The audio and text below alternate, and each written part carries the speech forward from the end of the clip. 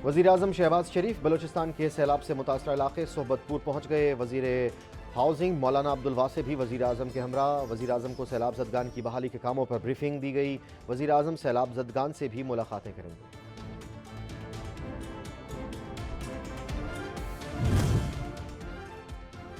वफाकी वज़ीर एहसन इकबाल कहते हैं, हुकूमत की तब्दीली से जारी मनसूबे बंद नहीं होने चाहिए। गुज़श्ता हुकूमत ने फ़ंड्स जारी करने से इनकार कर दिया था, जिससे मनसूबे मुकम्मल नहीं हुए। मेहनत और लगन से काम करने वाले अफराद की हौसला अफजाई ज़रूरी है।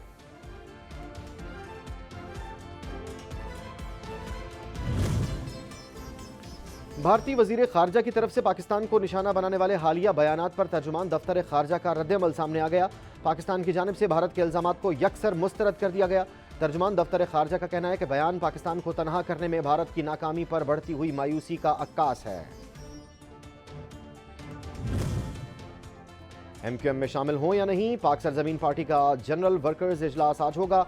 इजलास में वर्कर्स को MQM के साथ राब्तों पर एतमाद में लिया जाएगा। इजलास के बाद मुस्तफ़ा कमाल, अनीस कायम खानी और वफ्द के हमरा MQM मरकज जाएंगे।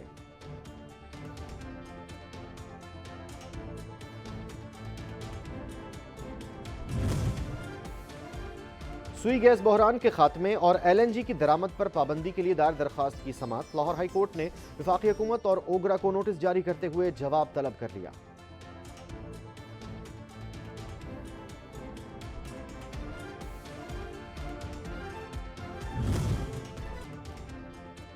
कोरोना का फिर पलटवार, आलमी मोहलिक वबा कीमती जाने ले गई। 24 घंटों के दौरान 22 नए केसेस रिपोर्ट। मस्बत शरह 0.43%। 5126 टेस्ट किए गए। 14 मरीजों की हालत तशवीशनाक।